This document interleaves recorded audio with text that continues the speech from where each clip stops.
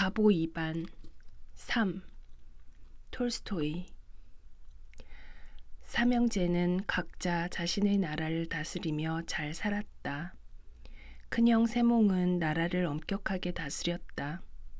지푸라기로 만든 군인들 외에도 진짜 군인들을 모아 막강한 군대를 만들었다.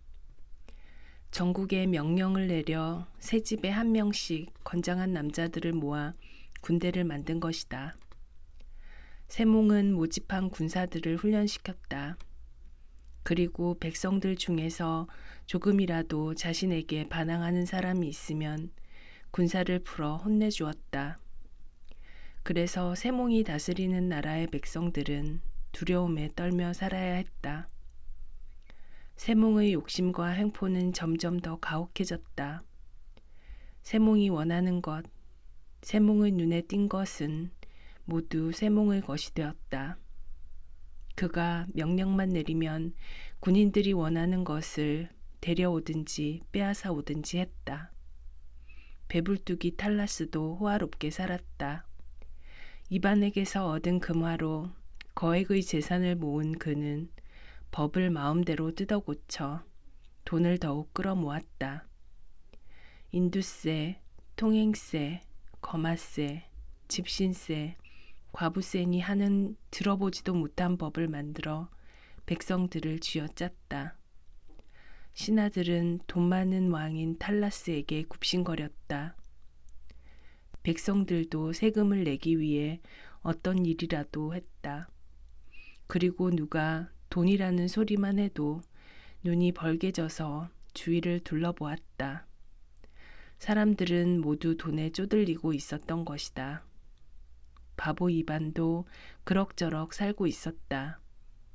며칠 동안 왕노릇을 해본 이반에게는 무엇보다도 왕의 옷이 거추장스러웠다. 그래서 그는 호화스러운 옷을 던져버리고 그전처럼 농부 옷으로 갈아입었다. 이런 생활은 너무 따분해. 며칠 후 이반은 또 불만을 터뜨렸다. 일도 안 하고 가만히 있으니 배도 더부룩하고 잠도 오지 않아. 이반은 아버지 어머니와 벙어리 여동생을 궁궐로 불러들였다. 그리고 궐 안에서 예전처럼 농사를 지었다. 그것을 본 대신들이 이반에게 말했다. 당신은 왕이십니다. 그러니 농사를 지으시면 아니 되옵니다. 그게 무슨 말이냐? 왕은 먹지 않고 사나? 이반이 반문했다. 그런데 다른 대신이 이반에게 달려와 허겁지겁 말했다.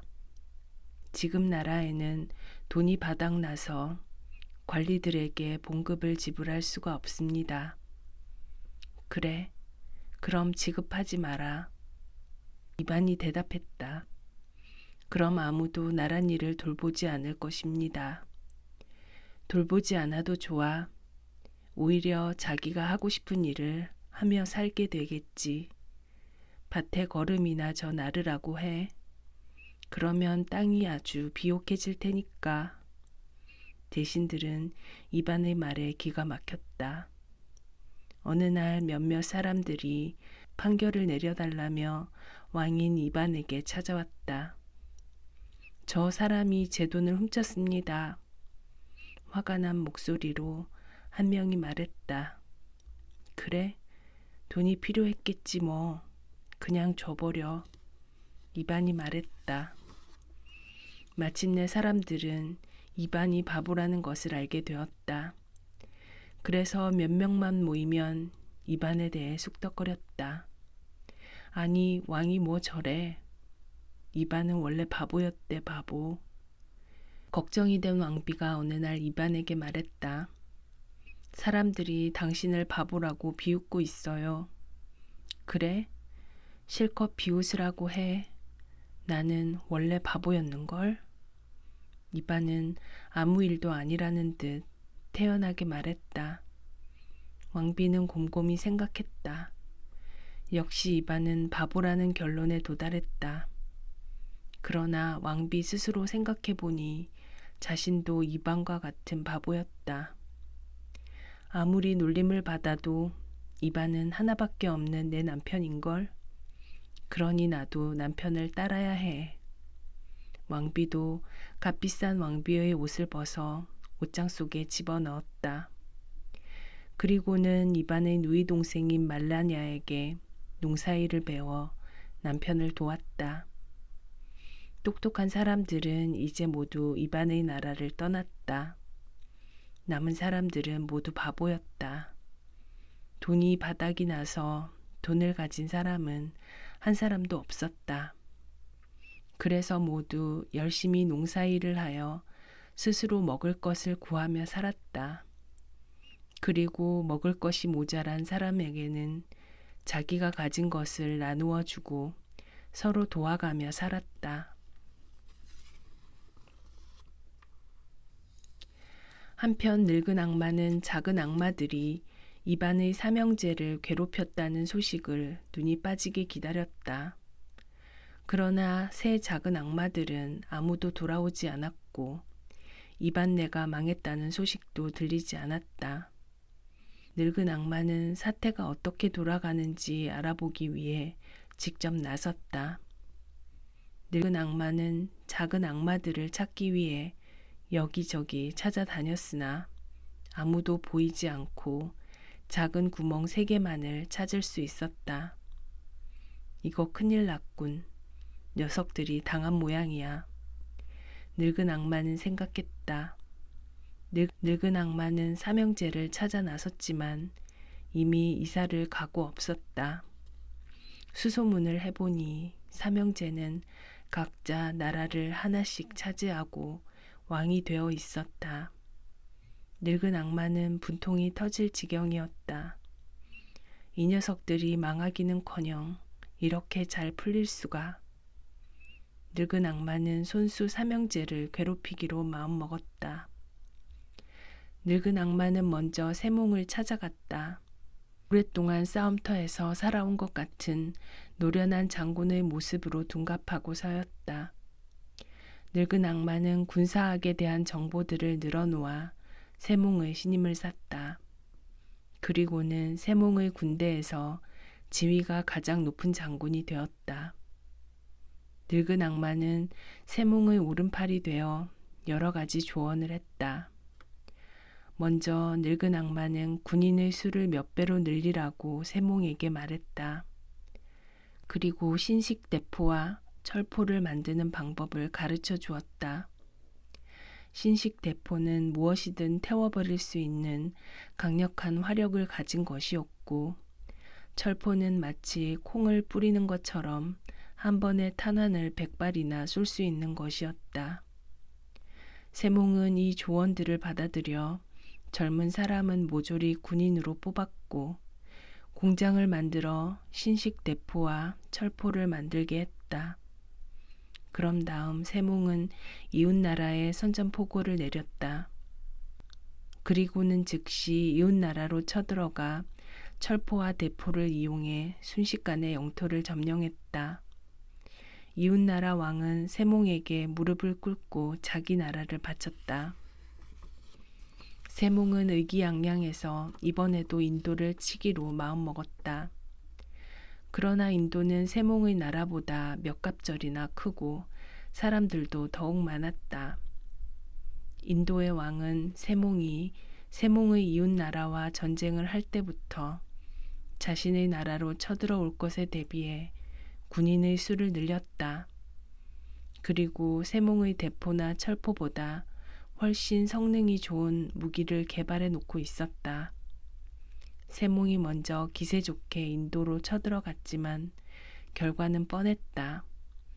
싸워도 인도의 군인들은 물밀듯이 몰려왔고 폭탄은 비오듯 세몽의 군대로 떨어졌다. 세몽의 군인들은 모두 흩어지고 세몽은 겨우 목숨을 부지한 채 도망갔다. 늙은 악마는 계획한 대로 세몽을 파멸시킨 후 탈라스를 찾아갔다. 늙은 악마는 이번에는 돈 많은 상인으로 모습을 바꾸었다. 그리고는 탈라스의 나라에서 큰 가게를 열어 모든 물건을 비싸게 사들였다. 사람들은 무슨 물건이든지 늙은 악마의 가게로 가져가 돈과 바꾸었다. 돈을 갖게 된 사람들은 세금을 빠짐없이 낼 수 있게 되었다. 탈라스는 많은 돈을 세금으로 걷어들이게 되자 기뻐했다. 돈을 많이 갖게 된 탈라스는 새 궁전을 짓기로 마음먹었다. 그래서 높은 품삯을 주겠다고 방을 붙이고 사람들을 모았다. 그러나 방을 보고도 아무도 찾아오지 않았다. 돈이라면 상인으로 변장한 늙은 악마가 품삯으로 더 많이 주기 때문이었다. 궁전을 지을 목재나 돌도 구할 수가 없었다. 늙은 악마가 모두 사버렸기 때문이었다. 탈라스는 새 궁전을 지을 수가 없었다. 겨울이 되어 왕비가 모피 코트를 입고 싶다고 했다. 탈라스는 신하들에게 명령해 모피 코트를 구해오도록 했으나 신하들은 빈손으로 돌아왔다. 모피는 어디에서도 살 수가 없습니다. 신하들은 머리를 조아리며 말했다. 늙은 악마가 모피란 모피는 다 사들였던 것이다. 탈라스의 궁전에는 돈이 넘쳐났지만 생활은 전보다 나빠졌다. 탈라스의 궁전에서 일하던 사람들은 상인이 더 많은 품삯을 주자 궁전을 나와 상인을 위해 일했다. 그런데다 궁전에서 먹을 음식까지 부족해져서 아무리 식료품을 사려고 해도 살 수가 없었다. 늙은 악마가 이미 모두 사버렸기 때문이었다. 탈라스의 생활은 비참한 지경에 이르렀다. 며칠씩이나 먹을 것 없이 지내기도 했다. 돈은 산더미처럼 쌓여 있는데 아무것도 할 수가 없어 하루 종일 안절부절 못하고 보내야 했다. 얼마 후 전쟁터에서 도망친 큰형 세몽이 탈라스에게 왔다. 탈라스, 나 좀 도와줘. 나라를 빼앗기고 말았어. 탈라스는 처량하게 대답했다. 형님, 나도 배가 고파 죽을 지경이에요. 늙은 악마는 이번에는 장군의 모습을 하고 이반의 궁전으로 갔다.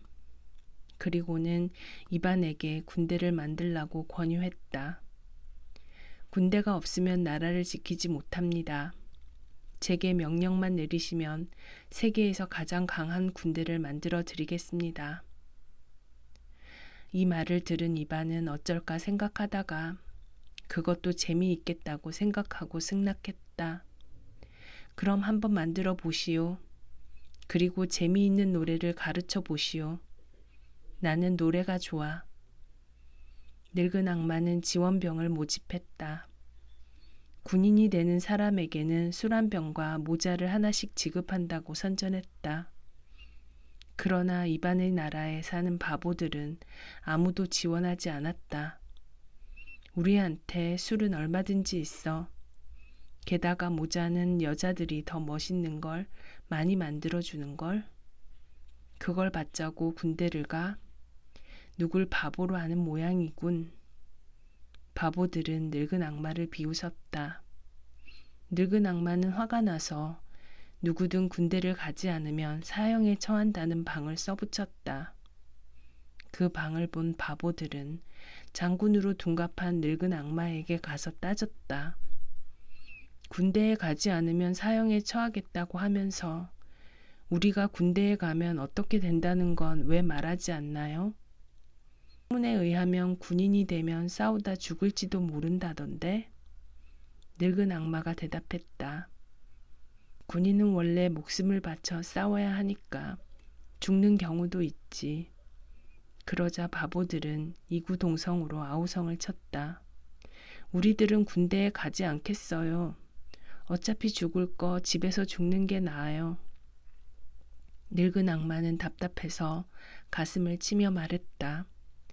이 바보들아, 군인이 된다고 무조건 다 죽는 게 아니야. 하지만 군대에 가지 않으면 이반 왕이 너희들을 사형할 거란 말이다.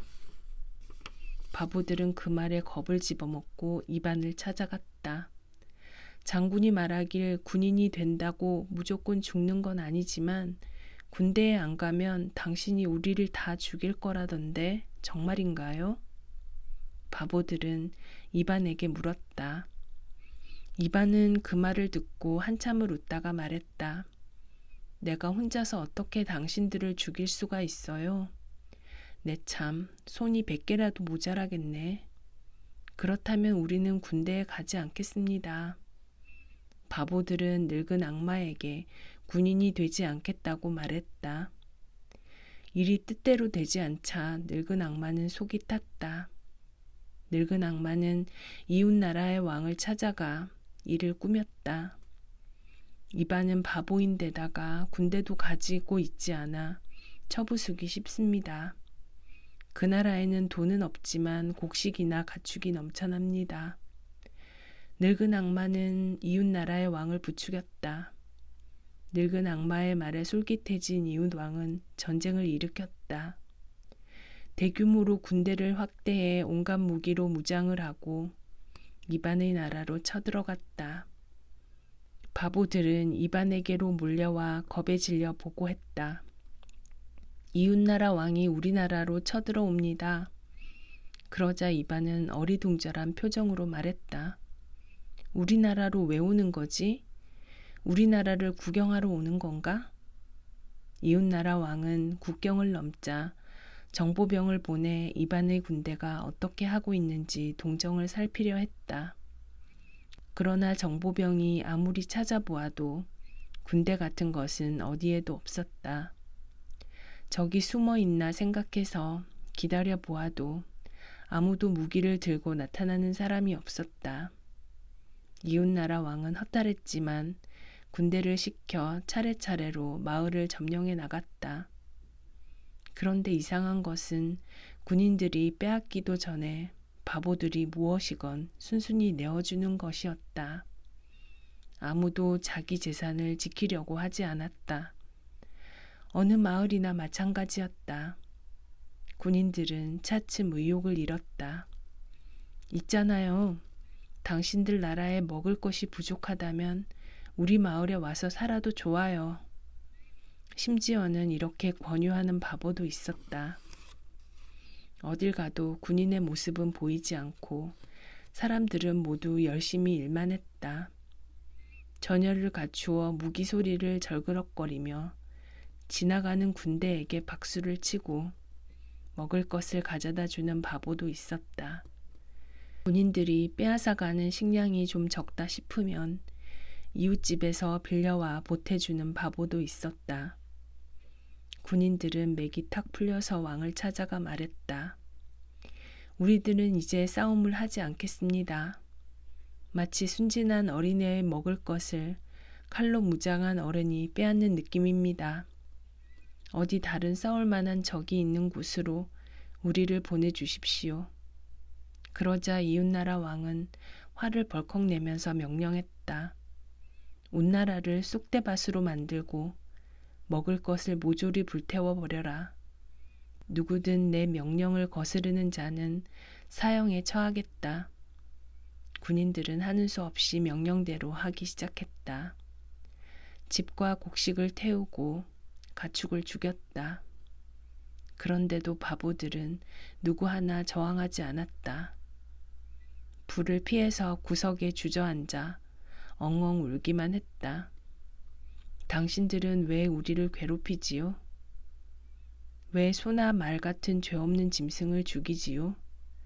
필요하거든 그냥 가져가면 될 텐데 왜 불태우나요? 가는 곳마다 바보들의 통곡 소리가 울려 퍼졌다. 군인들은 마음이 괴로웠다. 그래서 왕의 명령이고 뭐고 다 내던지고는 뿔뿔이 흩어져 버렸다. 늙은 악마는 군대로도 이반을 괴롭힐 수 없다는 것을 깨달았다. 그래서 이번에는 훌륭한 신사의 모습을 하고 이반의 나라를 찾아왔다. 이제 이반을 괴롭힐 수 있는 것은 돈밖에 없다고 생각한 것이다. 신사로 변한 늙은 악마는 금화가 잔뜩 담긴 큰 자루를 들고 광장으로 갔다. 그리고 사람들을 불러 모았다. 여러분은 지금 돼지보다 못한 생활을 하고 있습니다. 나는 여러분에게 어떻게 사는 것이 인간답게 사는 것인지 보여드리겠습니다. 늙은 악마는 품에서 커다란 종이를 꺼내며 계속 얘기했다. 우선 이 그림처럼 집을 지어 주십시오. 당신들이 일을 하면 그 대가로 이 금화를 드리겠습니다. 늙은 악마가 금화를 보여주자 바보들은 깜짝 놀랐다. 모두 처음 금화를 본 거라서 반짝반짝 하는 것에 마음을 빼앗겼다. 야, 이게 뭐야? 참 예쁘다. 바보들은 일을 하겠다고 말했다. 늙은 악마는 금화를 마구 뿌렸고 그것을 가진 바보들은 집으로 돌아가 금화를 여자들에게 주었다. 여자들은 금화에 구멍을 뚫어 목걸이를 만들어 걸기도 했고 아이들은 길거리에서 금화를 던지며 놀았다. 그렇지만 모두 금화를 몇 개씩 갖게 되자 더 이상의 금화는 필요하지 않게 되었다. 신사로 변한 늙은 악마의 집은 반도체 짓지 못하게 되었다. 바보들이 더 이상 금화에 관심이 없어져서 일하러 오지 않기 때문이었다. 늙은 악마는 곡식이나 가축을 가지고 오면 금화로 바꾸어 주겠다고 했으나 금화를 몇 개 가지게 된 바보들은 늙은 악마를 찾아오지도 않았다.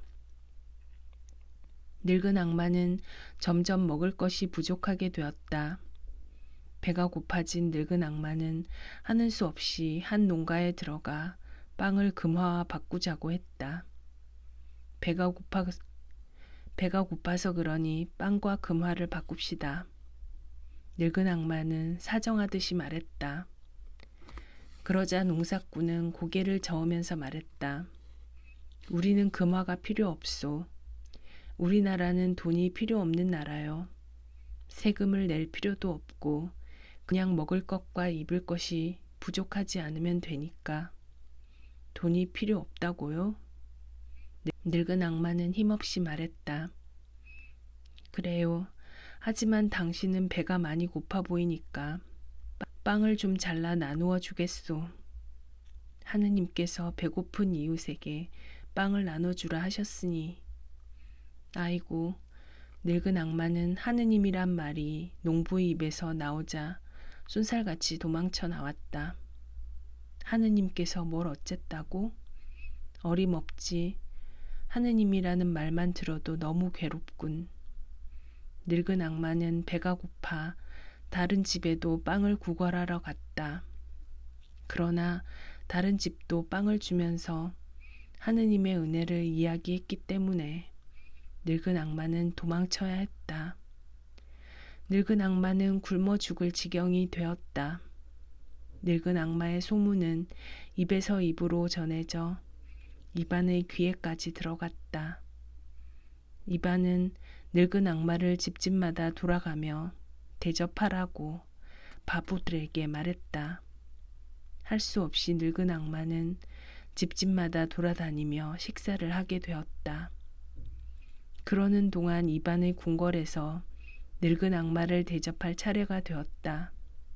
늙은 악마가 점심을 얻어먹으러 갔을 때 마침 이반의 여동생 말라냐가 식사를 준비하고 있었다. 말라냐는 게으름뱅이를 매우 싫어했다. 일도 하지 않으면서 다른 사람들보다 먼저 자리를 차지하고는 다른 사람보다 몇 배나 더 먹는 사람들을 제일 싫어했다. 그래서 말라냐는 사람들의 손바닥을 유심히 보는 버릇이 있었다. 손에 굳은 살이 박힌 사람은 열심히 일하는 사람이고 그렇지 않은 사람은 게으름뱅이라고 생각했다. 그래서 가끔 말라냐는 손에 굳은 살이 없는 게으름뱅이는 식탁에서 쫓아내고 먹다 남은 음식 찌꺼기를 주곤 했다. 늙은 악마가 식탁에 앉으려고 하자 말라냐는 얼른 그의 손을 살펴보았다. 하지만 늙은 악마의 손은 굳은 살은커녕 굉장히 하얗고 매끄러웠으며 손톱까지 길게 자라 있었다. 벙어리인 말라냐는 알아듣지 못할 소리를 외쳐대더니 늙은 악마를 식탁에서 질질 끌어냈다. 그러자 이반의 아내가 말했다. 기분 나빠하지 마세요. 아가씨는 손에 굳은 살이 없는 사람을 싫어한답니다. 조금만 기다리시면 먹다 남은 음식을 드릴게요. 늙은 악마는 푸대접을 받자 이반에게 길길이 날뛰며 불같이 화를 냈다. 당신의 나라에서는 누구나 손으로 일해야 하다니 정말 바보 같군요. 어리석은 사람만이 힘만 가지고 일하는 법이지요. 사람이 무엇으로 일한다고 생각합니까? 똑똑한 사람은 무엇으로 일한다고 생각하죠? 이반이 대답했다. 우리 같은 바보들은 잘 몰라. 하여튼 우리는 손이나 등으로 일을 한다고요. 역시 당신들은 바보군요. 우리 영리한 사람들은 머리를 써서 일합니다. 이반은 그 말을 듣고 깜짝 놀랐다. 머리로? 그럼요. 하지만 손으로 일하는 것보다 몇 배 더 힘이 듭니다. 때로는 머리가 빠개지는 수도 있으니까 말입니다. 이반은 잠시 생각에 잠겼다가 물었다. 그렇다면 당신은 왜 머리로 일하는 거지? 머리가 빠개지는 수도 있는데 차라리 손을 써서 일하는 게 더 쉽지 않은가? 늙은 악마가 대답했다. 바보가 되지 않기 위해서지요. 머리로 일하는 것이 괴롭다고 포기한다면 언제까지나 바보로 사는 수밖에 없는 겁니다. 머리로 일하게 되면 처음에는 괴롭지만 나중에는 일이 훨씬 더 쉬워지기도 합니다. 저는 지금까지 쭉 머리로 일해왔기 때문에 당신들에게 머리를 써서 일하는 방법을 가르쳐 드리겠습니다.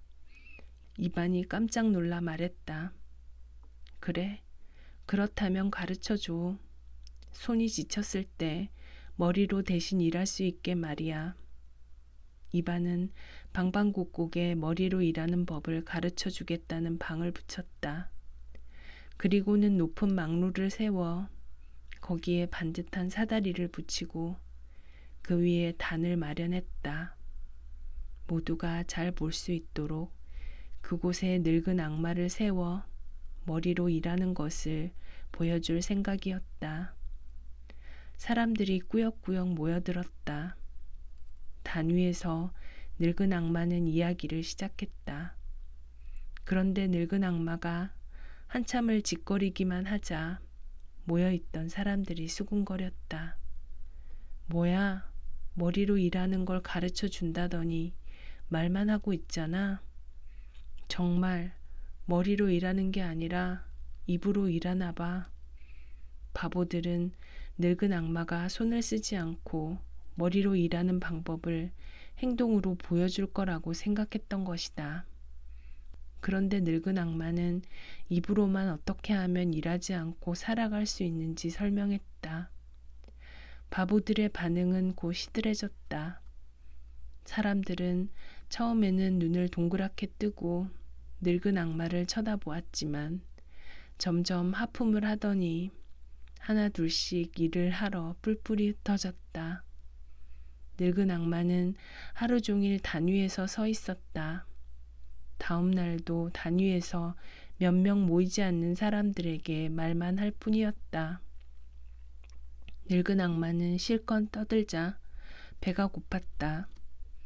바보들은 단 위의 늙은 악마에게 한 조각의 빵도 가져다 주지 않았다. 손이 아니라 머리로 일하는 신기한 사람이니 빵쯤은 얼마든지 만들 수 있을 거라고 생각해서였다. 다음 날도 늙은 악마는 단 위에서 오랫동안 짓거렸다. 어린 아이들만 몇 명 모여 구경한 뒤 흩어져 버렸다. 어떻게 된 거지? 정말로 그 늙은 악마가 머리로 일을 하던가? 이반이 이따금 바보 백성들에게 물어보았다. 아닙니다. 일은 하고 있지 않아요.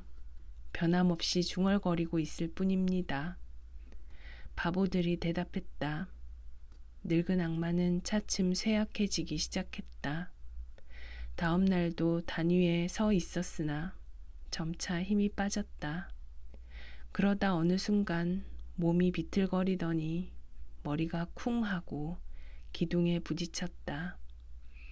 그 모습을 본 한 바보가 이반의 아내에게 말했고 이반의 아내는 이반에게로 달려갔다.